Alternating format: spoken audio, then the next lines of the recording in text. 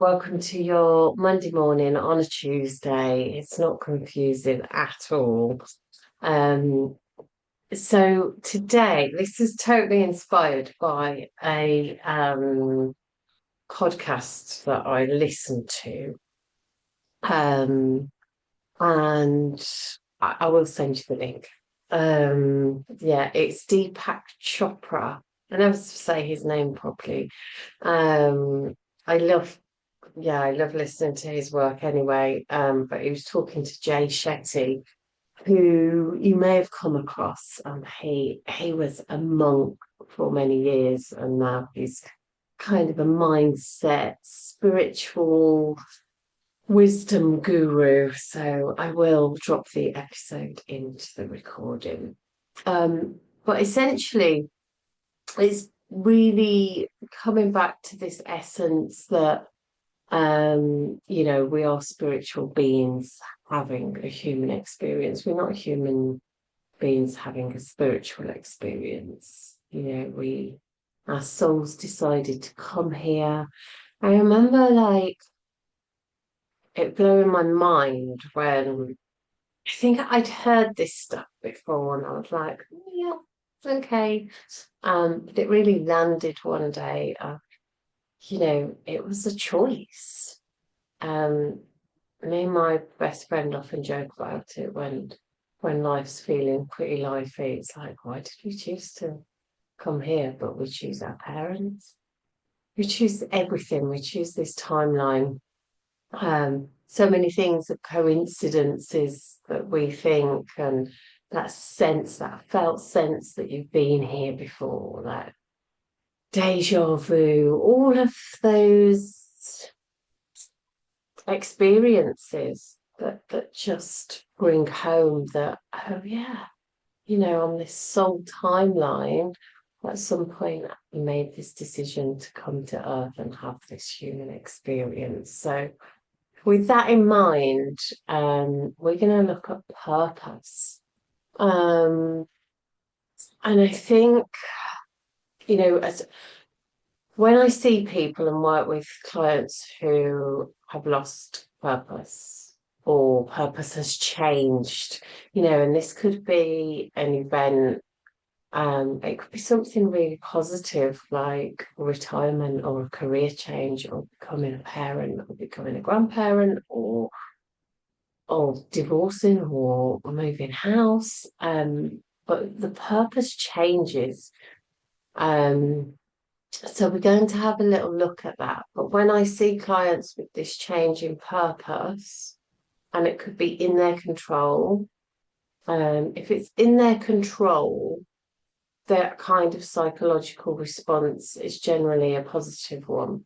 If it's something that hasn't been in their control or something that they couldn't prepare for, that is when we can have quite a negative psychological reaction to it. Long-term health conditions, as I mentioned, divorce, becoming a parent, retirement, all of those things can really knock our identity. So if you've got your journals to hand, we're just going to have a little explore on what is purpose. And I'm not talking your job, not your role, which can be really, really tricky because it's like, oh, well, that's my purpose to go and deliver mums groups or to show up in this space to support other people, to study so that I can do more trauma informed work, to raise my girls, to look after Milo. But I really want to peel this back to a more spiritual centered question. So we're not thinking about roles, we're not thinking about jobs. It's your purpose, which is your soul's desire to express itself. Just let that land a bit. It's your soul's desire to express itself. So it's that unique path, that dharma, And purpose arises from that stillness and self-awareness. So it might be a bit deep for early on a Tuesday morning, but probably not. I'm sure you're all like, oh yeah. So how we can like get to the root of this, and this is because we build so much of our identity with jobs and what we do, especially in this society constructed with, you need a purpose, you need to. I definitely have that. My self-esteem went up when I went back into being employed, from fully self-employed to having an employer. I felt that kind of, it was that memory, that remembering, that reminiscence of like almost putting on that NHS lanyard and going, "Ooh, I have a place in society. I feel worthy. I feel deserving because I've got this identity tag." These are things that we can't forget straight away. And I've done this exercise, and it took, even for me, a little bit of kind of stirring to just deepen of getting these questions. So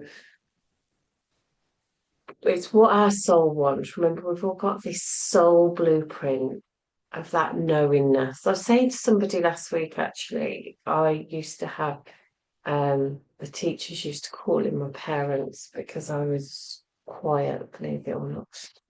Really quiet. I was an observer. I didn't have friends. I was so happy. I was happy to watch. I was happy to observe. I didn't want to join in.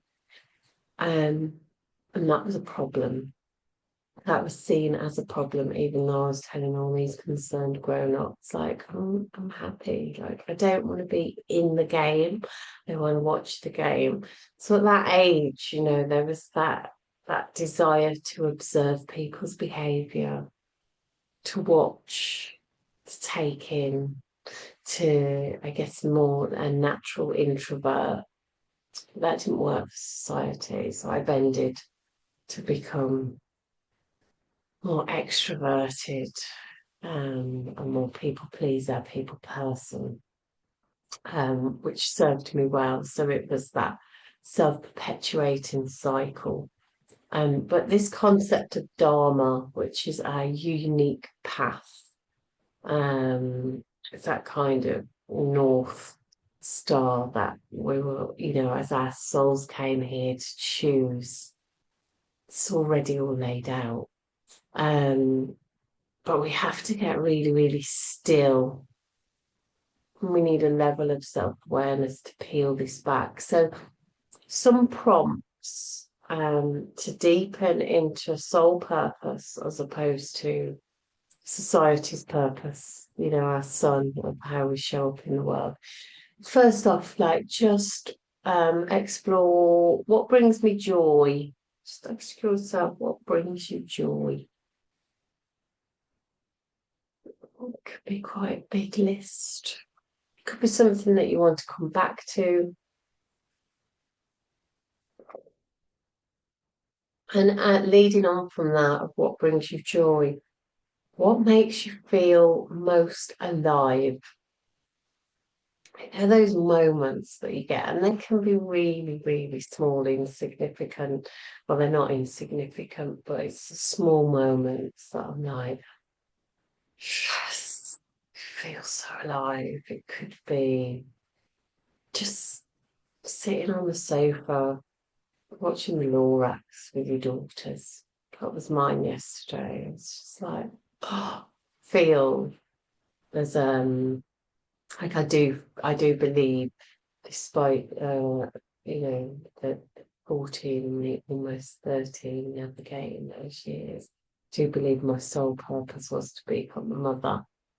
I have those moments where I feel most alive when they are around. But also that remembering of the final question is, what did I love doing as a child? So I loved watching, I loved observing people. I love drawing. And that is something that actually from this exercise, I need to get a drawing, it was an action to get a drawing pad out and some pencils so I can pick it up. So when I was cake making, I think that fed some of the creativity, but I'm not being creative at all at the moment. So it's starving my soul of that. What did you love doing? Jigsaw puzzles as well. Jigsaw.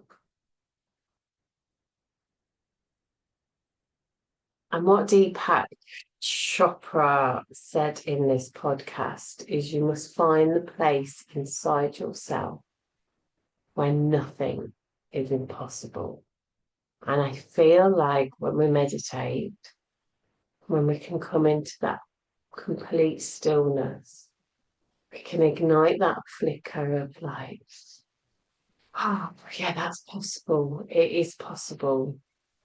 From when we think or we have ideas, they can be dulled, they can be blown out because it's like, oh, I can't, because I've got the rent, I've got the mortgage. And this is true. We live in this financial system of constraints.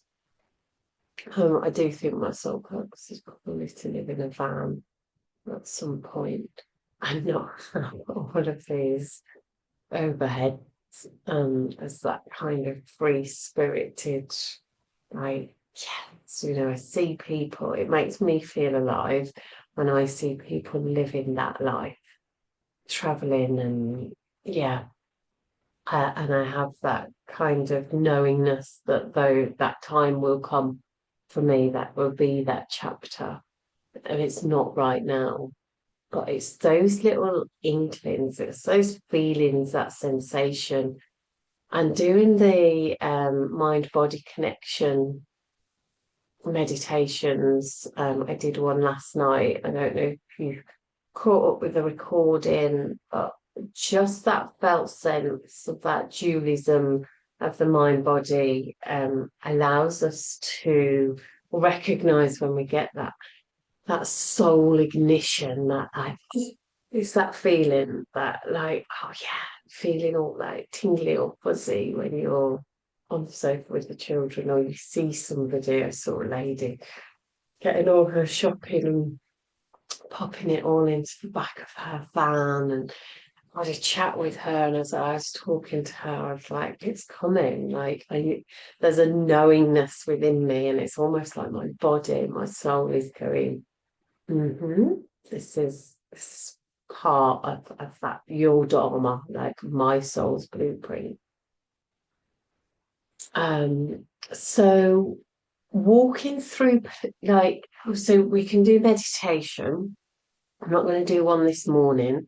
But any of the replays, I would say do a guided meditation. We did one a couple of weeks ago about meeting your higher self, I believe. I think that's what I called it. Have a little replay of that at some point today or the next few days. I've just like that visualization. It's coming back to me now. We were by a lake looking down at the river and seeing our future self staring back at us. That would be a good one to revisit. Connecting with that inner guide and higher self. It's that remembering, it's connecting back in, which we just don't do enough of, flying around. I've had a beautiful 3 days of family. It's been hectic. There's been a lot of people in the house. There's been no stillness. And my mind and my psyche starts to short circuit. I do think it's my sole purpose to do teachings of meditation and practice it because it is so essential. I can go and go and go and keep up and do all of the cooking and the cleaning, and then it just I feel very disconnected, and I can only explain it as a short circuit. of like too much human in, I call it, because I haven't found any of that stillness. I haven't had any time to be with my soul.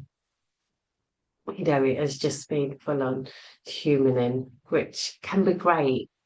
But I'm really looking forward to having some nourishing soul time more. But walking through the forest, walking along the beach, just being alone. When I speak to a lot of people suffering from anxiety, they find it incredibly difficult to be alone at times, to be alone with their thoughts.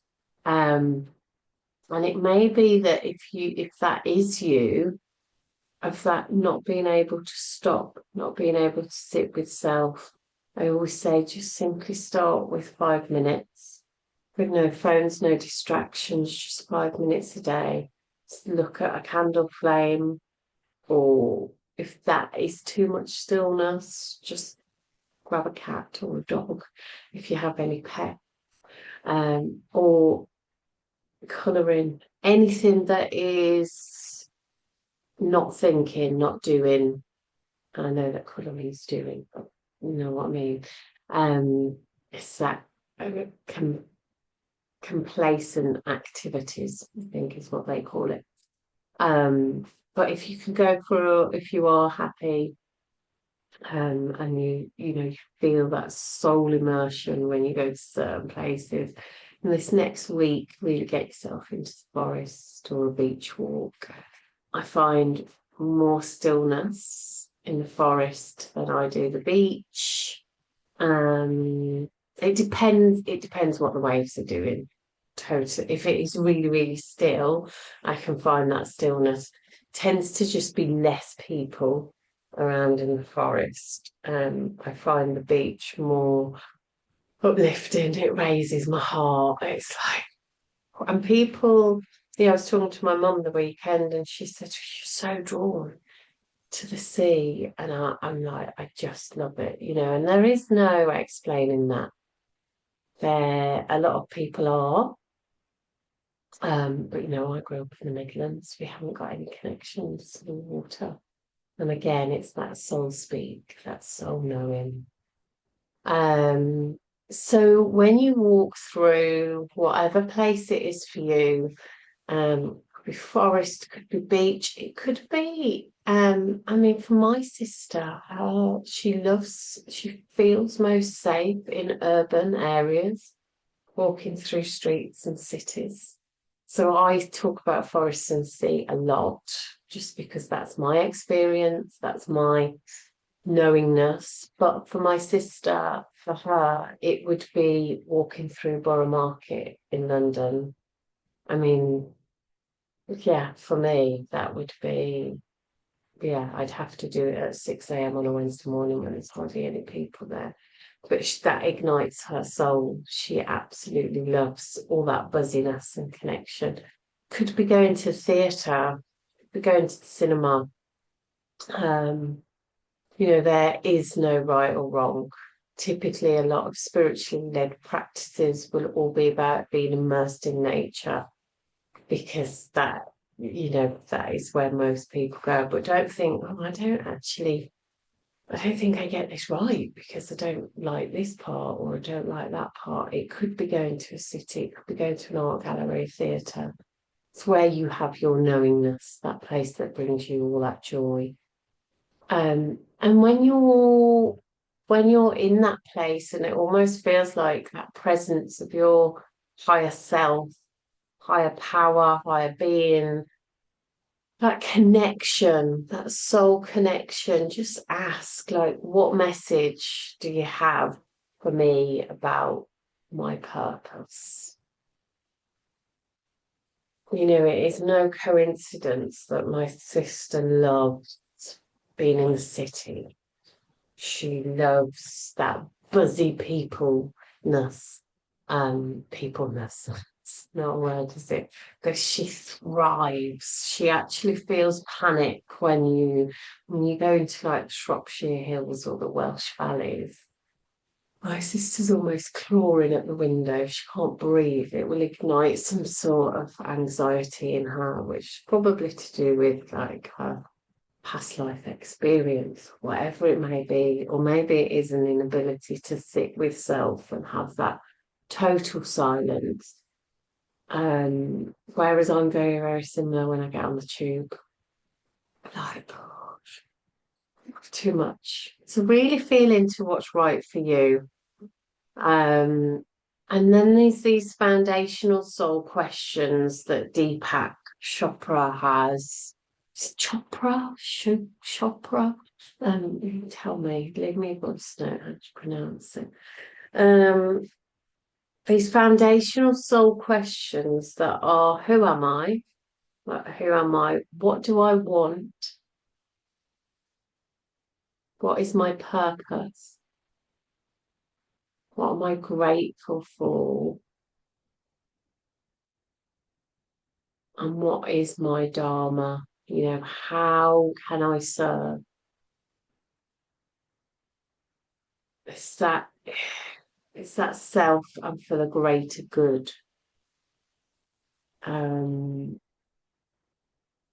yeah, when I think about just getting a van, doing a bit of van life, that greater goodness always feels like it would be inspiration to others to live a different way of life, but there's some sort of activism around the environment also. Um, and then, you know, when I talk about these things, it's really beautiful about having family around. Um, you know, my dad was like, "Oh yeah, do you remember that? At that time, he says you were only in this age, and you went down to that local poultry farm, and you snuck out to do a protest."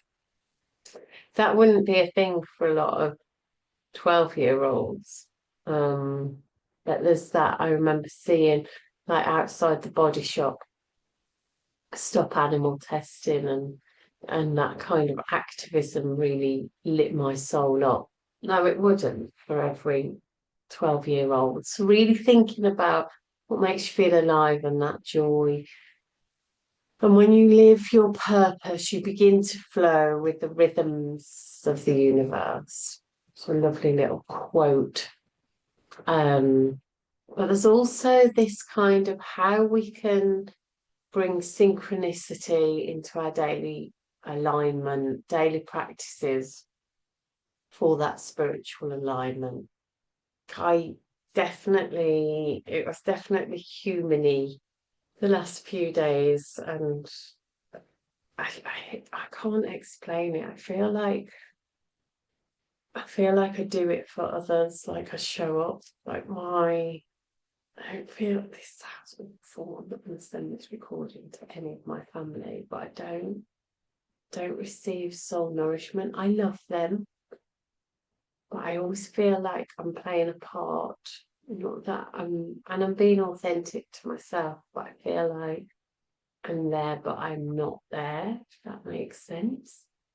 I'm serving people. It's like laying the table, literally, and this is what I do. It's not the same as when, I don't know, when I turn up to a woman's circle to receive, you know, and to also host. It's totally different energy. So I know when I'm in my spiritual alignment, and like hearing those signs and whispers from the universe, like, oh yeah, you know, and it could be, you know, it could be little nudges. I found that job that I'm currently doing for Mind on an Instagram scroll. I wasn't looking for that job. Just popped up 2 days a week. It's like, wow. You know, so it's how to introduce the daily practices, not scrolling Instagram. That's not where I'm going with this. But some silence, morning silence, I find most powerful. I appreciate. So, yeah, that might not always be possible when you're being woken by children or pets, or you've overslept, or whatever that might be. But silence, daily silence, and moving away from, guided meditation of that, but just sitting and having some silence with no distractions, gratitude, whether writing down 5 things a day that you're grateful for, or sending it. And yes, I haven't forgot, I am setting up that WhatsApp group. There's only 2 of you that's come forward so far to say, yes, I'm going to do it. So I will create that today. Might be a nice little platform for us to share our gratitudes daily. And it might not be a list, it might just be an image of some food that you've cooked, or a project you've just finished, or the sunset, the sunrise. And conscious intention setting. This is, I think you all know this by now, but just asking yourself, what is the most important thing that I need to do today? Like that intention setting of when you put kettle on to light a flame, what's your intention for today? So feeling aligned, we can also do affirmations. There's so many out there. I'm not going to put words in your mouth, but just think about, have a little look, or create your own affirmation that's going to land with you. Crystals. I don't talk much about crystals, which I'm not sure why that is, because I use them all the time. But I always put my intention into the crystal as well. Like if you speak into it. I did a course once, and she did, although I did question like drinking that water every day, but I'll go through it anyway. It was having a vessel of water with a crystal in it, and you whispered your intentions of what you wanted into this water, and you took a drink of that water every single day, for the month, and you spoke it and you drank it and you spoke it and you drank it, and it was infused with your intention. I couldn't really get past this, like, it's just water that's been sat there, surely that's gonna get some bad bacteria around it. I popped it in the fridge, and it was in a bottle, and it was, but those kind of practices, if you do have crystals, I say to people, it could be a crystal, but if you're like a little bit dubious on their energies and what they hold, and that vibrational frequency, and that isn't for you, then I say pick up a pebble next time you go to the beach. I've like having that stone. It can be anything. And carrying it in your pockets, and it just brings you back. It's something physical. And then this kind of closing sentence that I got from was, may I walk in purpose, guided in love, serving the highest good, which is just a beautiful morning mantra to go through the day. May I walk in purpose, guided by love, serving the highest good.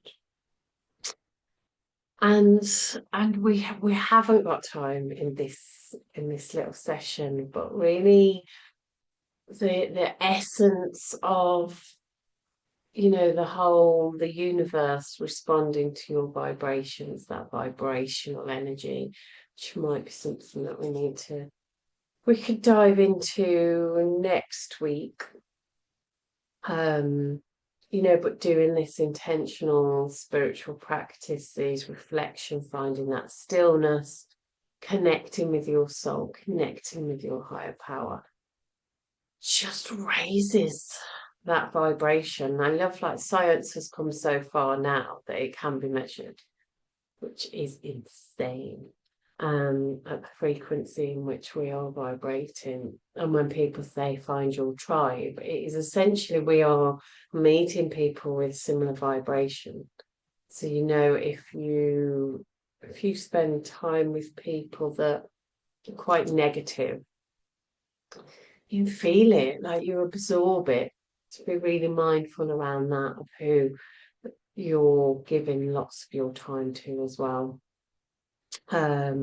Obsidian is a great crystal that I tend to have in my pocket um, when I go to places where there's a lot of pain, there's a lot of emotional sadness, just to protect my own vibrational frequency so that I can come from a place of highest good and love.